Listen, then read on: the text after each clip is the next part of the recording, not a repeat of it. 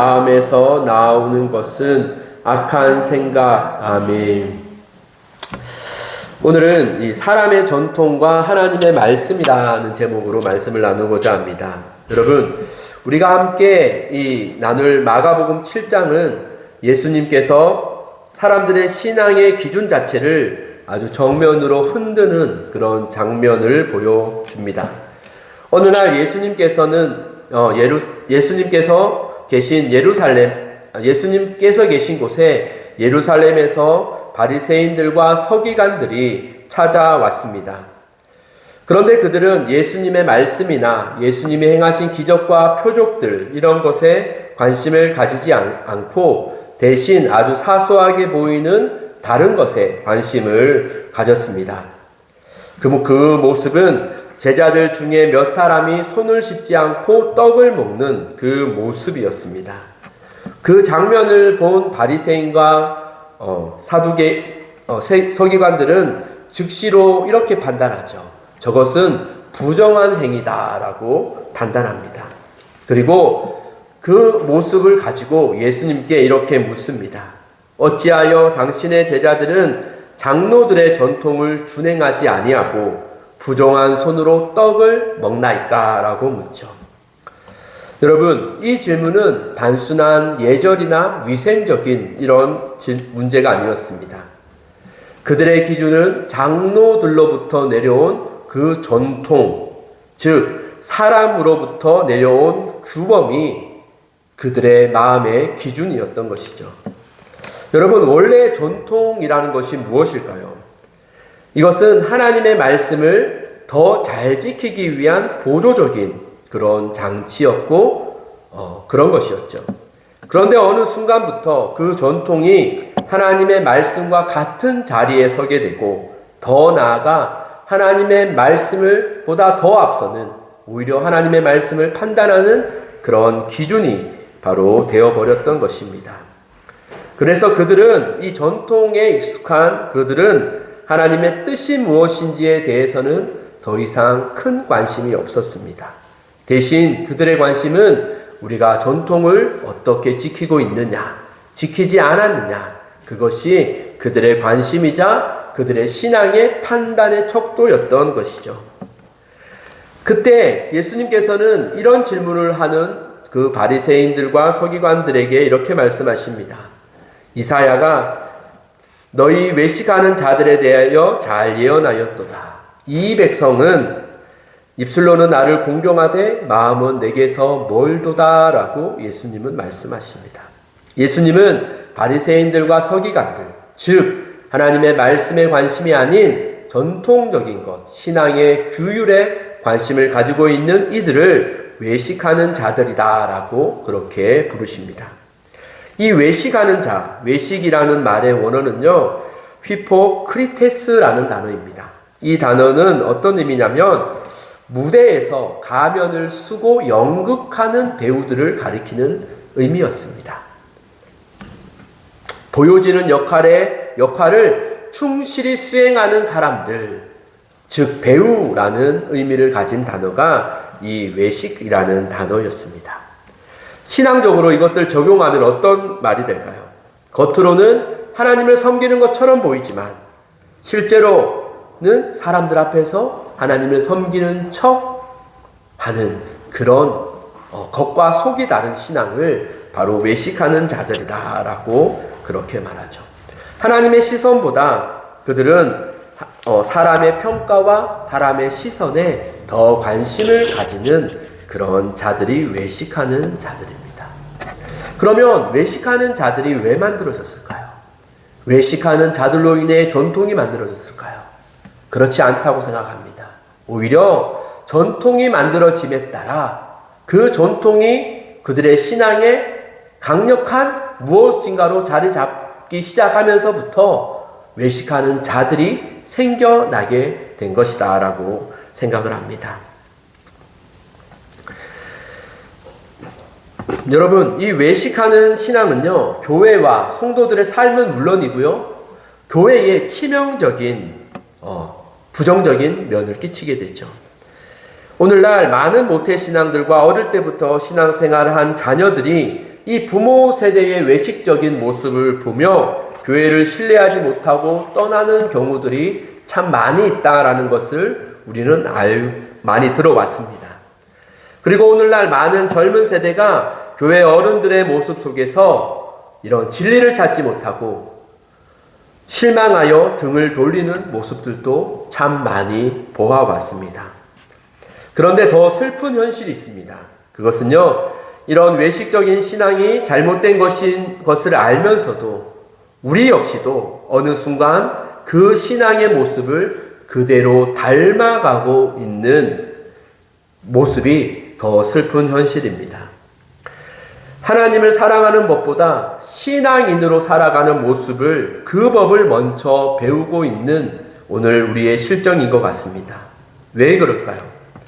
우리가 살아가는 이 시대는 전통과 관습이 마치 진리처럼 여겨지는 그 한중간에 우리가 살아가고 있기 때문이죠. 무엇이 본질이고 무엇이 중요한지 분별하기 어려운 시대에 우리가 살아가고 있습니다. 그러다 보니 우리가 원하지 않지만 우리도 원하는 사이에 우리는 자연스럽게 이 전통적인 신앙, 전통을 중요시 여기는 이런 신앙을 접하고 그것에 물들어가고 있는 현실이죠. 여러분, 우리는 신앙의 전통을 통해 우리의 신앙을 유지하는 것을 좋아합니다. 신앙의 전통의 그 기준을 따라 우리의 신앙을 점검하는 것에 우리는 익숙합니다. 그런데 여러분, 이런 신앙은 오히려 우리의 영혼을 피폐하게 만듭니다. 외식적인 마음에서 나오는 신앙에 대해 예수님은 단호하게 이렇게 말씀하시죠. 나를 헛되이 경배하는도다. 오늘날 우리가 외색적인 신앙, 우리의 신앙을 점검하지 않고 우리가 예배하고 하나님을 섬기는 것이 어쩌면 오늘 하나님께서, 예수님께서 말씀하신 것처럼 하나님을 헛되이 섬기는 것이 될 수 있음을 기억하십시오. 하나님은 모호한 그런 경배를 받기를 원하지 않으신 분입니다. 우리 마음에 두 마음을 가지고 하나님께 나아간다면 하나님은 그 마음을 받아주실지, 우리가 배운 하나님의 속성과 하나님의 공의에 따르면 어쩌면 그 마음은 하나님을 섬긴다라고 하지만 실상 하나님께 드려지지 않는 그 헛된 경배가 될 수 있음을 기억하십시오. 그리고 예수님은 더 깊은 문제를 지적하시죠. 9절 말씀에 보면 너희가 너희 전통을 지키려고 하나님의 계명을 잘 저버리는구나 라고 말씀하십니다. 문제는 그 전통 자체가 아니죠. 문제는 전통이 하나님의 자리, 본질을 대체해버렸다라는 것입니다. 이를 설명하기 위해 예수님은 고르반의 예를 드십니다. 고르반이라는 것은요, 하나님께 드림이 되었다라는 뜻입니다. 이 봉헌물이다라는 뜻이에요.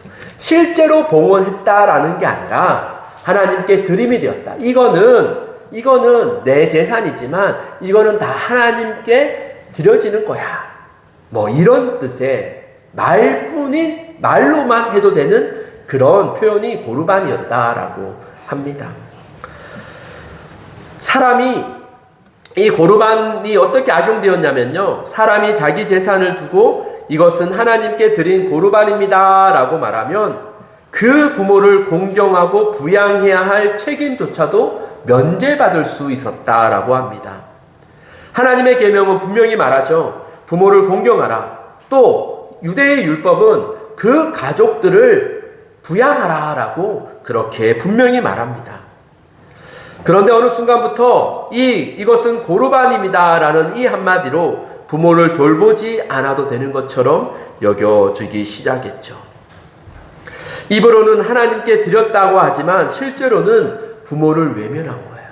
다시 말하면 하나님의 말씀, 하나님께 드렸다라는 이 전통으로 말미암아 하나님의 말씀을 어기게 되는 것이죠. 하나님의 말씀을 하나님께 드렸다라는 이 말로 하나님을 이용하고 있다라는 것입니다.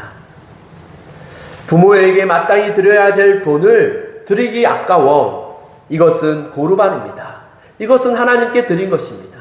그렇다고 실제 봉헌을 드린 게 아니라 말로만 이것은 하나님께 드린 겁니다 라는 말로 말을 한다면 부모에게 드려야 되는 그 책망을, 드리지 않은 그 책망을 면할 수 있었다라는 거죠. 하나님을 위한다라는 말이요, 하나님의 말씀을 피해가는 면죄부가 되어버린 것입니다. 그래서 예수님은 이렇게 말씀하시죠. 너희 전통으로 하나님의 말씀을 폐하였다. 여러분, 그렇다면 여기서 질문이 생겨요. 왜 전통은 생겨났을까요? 우리는 전통을 좋게 말하면 하나님을 잘 섬기기 위한 것이다 라고 말하지만, 사실 전통에 대해서 깊이 생각해 볼 때에 우리에게서 전통을 떼어놓을 수는 없겠지만 이 전통은 하나님을 위한 것이 아니다라는 생각을 많이 하게 됩니다. 제가 오늘 이 말씀을 묵상하면서 문득 생각난 개념이 무엇이냐면, 이 전통을 인본주의와 연결하여 생각하게 되었습니다. 전통은 아마도 그들의 마음에는 처음부터 나쁜 의도는 아니었을 수도 있습니다. 하나님을 더 섬기고 싶다라는 그 마음에서 시작했다라고 믿고 싶습니다. 그러나 그 출발점에는, 전통이 만들어지는 그 출발점에는 이런 마음이 있었을 거예요. 우리가 어떻게 해야 하나님을 잘 섬길 수 있을까? 어떻게 예배하고 어떻게 신앙생활하는 것이 더 하나님을 위한 것일까라는 그런 마음에서 출발했겠죠. 이 워딩은, 이 개념은 별 문제는 없어 보입니다. 그런데 이 질문의 중심은 하나님이 아니라 사실 우리에 있다라는 것을 한번 생각해 보아야 합니다. 그래서 전통이 필요했던 이유는 결국 하나님이 아니라 나였죠. 내가 어떻게 하나님을 잘 섬기냐, 하나님을 어떻게 섬기는 것이 어떻게 잘 표현되어질까. 그 순간부터 전통의 중심은 하나님이 아니라 인간이 되기 시작했습니다. 그리고 전통이 변질되면서 우리는 하나님의 말씀을 우리의 삶에 맞추기 시작했죠. 말씀 앞에서 나를 바꾸기보다 우리에게 익숙하고 우리가 할 수 있는 수준으로 말씀을 맞추다 보니 내 기준에 맞게 말씀을 해석하고 판단하게 되면서 그렇게 전통들이 만들어지고 바뀌기도 하고 그렇게 자리 잡게 되었죠. 그 결과는 하나님의 말씀을 지키는 것처럼 보이지만 실상은 하나님의 말씀을 폐하는, 변질시켜버리는 신앙이 되어버린 것이죠. 오늘 말씀은 분명히 그럽니다. 그 전통이 하나님의 말씀을 변질시켰고 그 변질된 것들이 이어져 오면서 예수님은 그것이 그 한 사람의 계명이 하나님의 말씀을 폐했다라고 분명히 말씀하고 계시죠. 이것이 바로 어떤 모습이냐면 예수님이 오시기 전 이스라엘의 모습이었고 예수님이 오시기 전 우리의 모습이기도 합니다. 우리는 스스로 우리를 깨끗하게 하려고 애쓰다가 결국 외식하는 자가 되어버리죠. 신앙은 형식적으로 변질되어 버리고 말 것입니다. 바로 그때에 우리를 위해 예수님께서 이 땅에 오신 것이죠.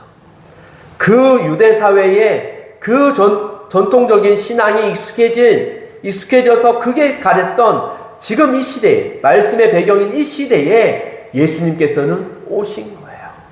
그리고 예수님께서 말씀하시기를 너희의 힘으로 너희를 깨끗하게 할 수 있는 것이 아니라 오직 예수께서 너희를 정결하고 깨끗하게 할 분은 예수뿐이다 라는 것을 자신의 전생애를 통하여 심지어 죽음을 통하여서 몸소 보여주고 계십니다.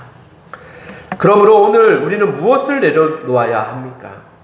하나님을 잘 섬기기 위해 붙들고 있었던 우리의 방식, 신앙인처럼 보이기 위해 사왔던 형식, 그리고 스스로 우리를 깨끗하게 하려고 했던 그런 우리의 노력들을 우리는 하나님 앞에 내려놓고 다시 점검해야 합니다.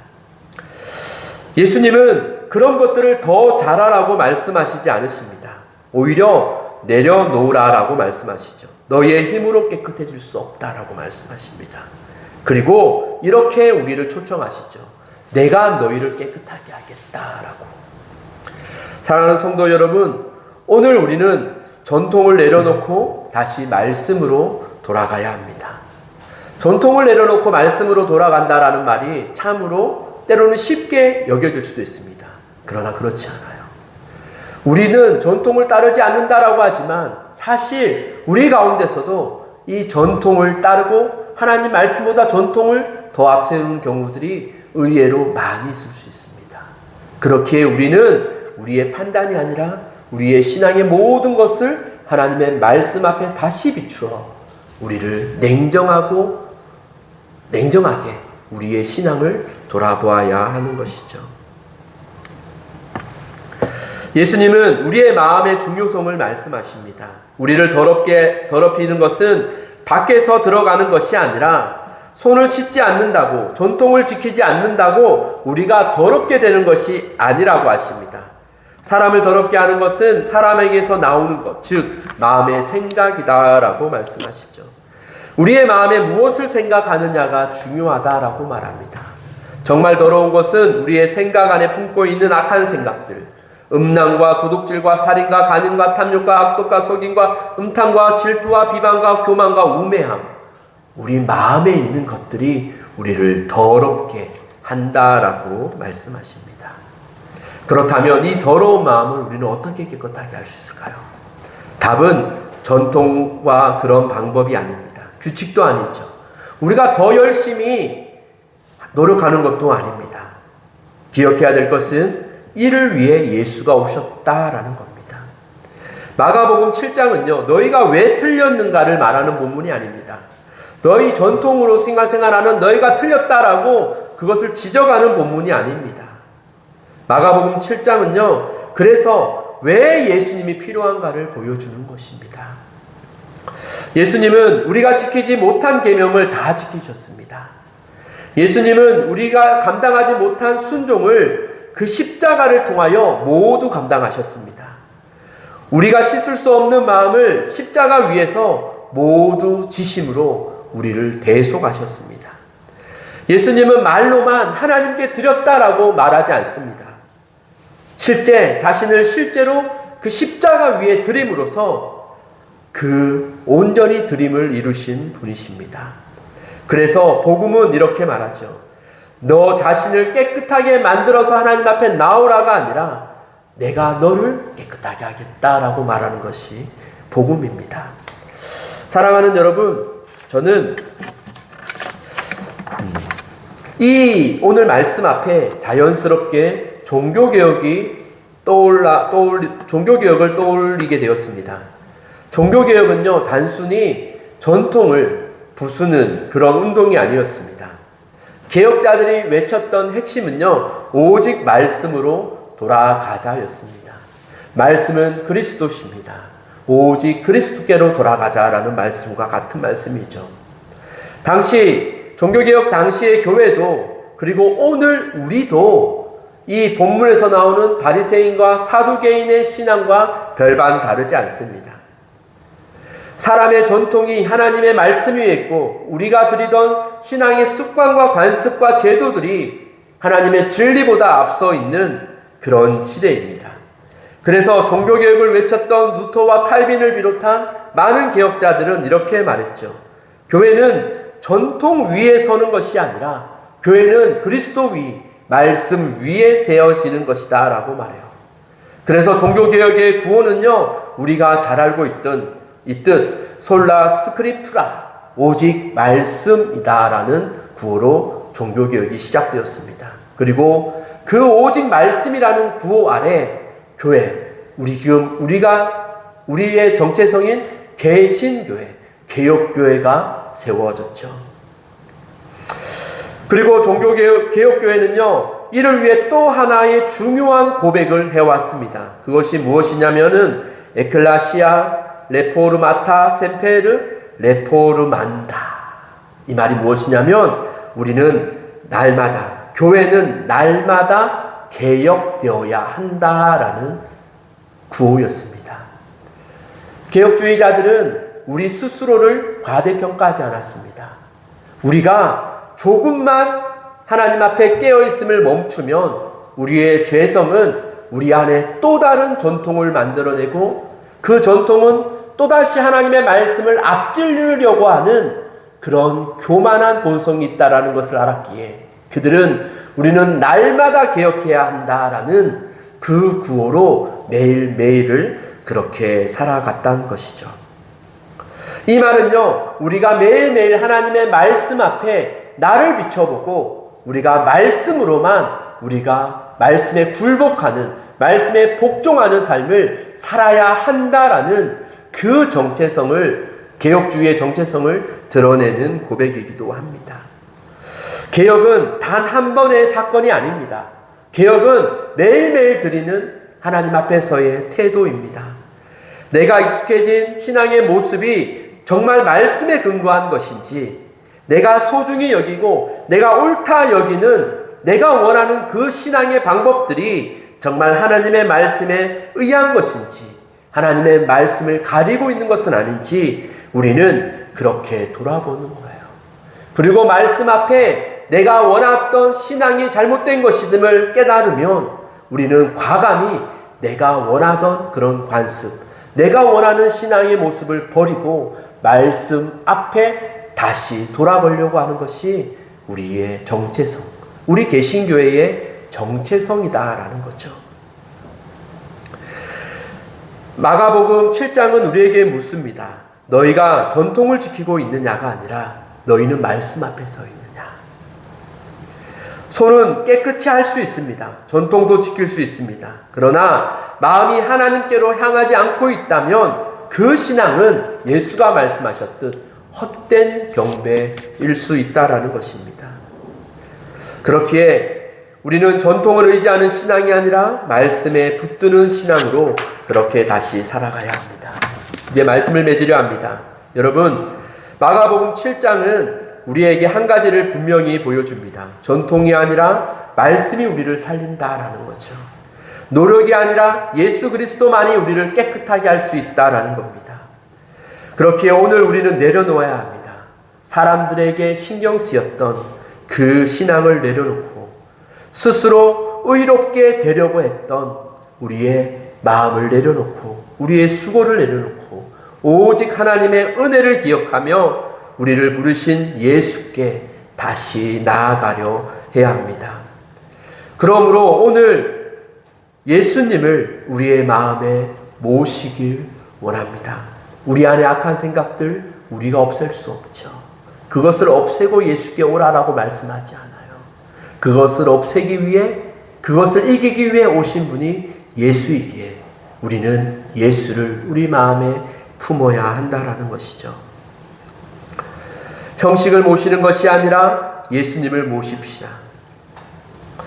우리는 매일매일 우리 마음은 형식과 외식에 빠지려 할 것입니다. 그러나 이제 우리는 매일매일 예수께서 내 마음에 계심을 기억하고 그 분께 우리의 모든 것을 묻고 모든 것을 맡기며 그분을 바라보려고 하는 그 힘씀과 애씀으로 우리는 그렇게 살아가십시오. 신앙은 어떠한 방법과 어떠한 요령으로 일어날 수 있는 것이 아닙니다. 예수를 바라고 하나님을 간절히 찾고 그분을 날마다 바라보려고 하는 우리의 마음의 중심에서 우리의 신앙은 자라나고 그 중심에서 하나님의 약속대로 우리는 그분을 볼 수 있을 것입니다. 그렇게 한 주간 승리하는 우리 모두가 되기를 소망합니다. 기도하겠습니다. 하나님 아버지, 거룩하신 하나님 아버지, 오늘 말씀 앞에서 우리의 마음을 돌아봅니다.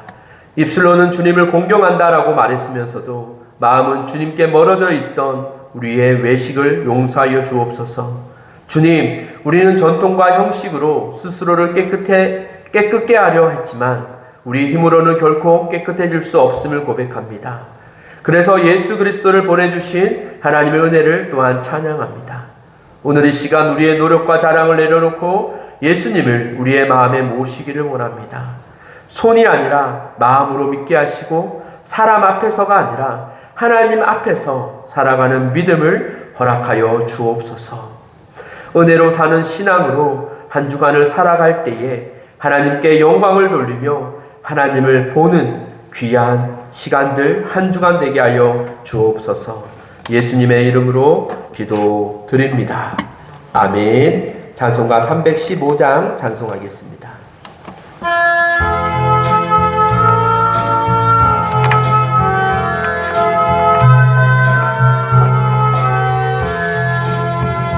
내 주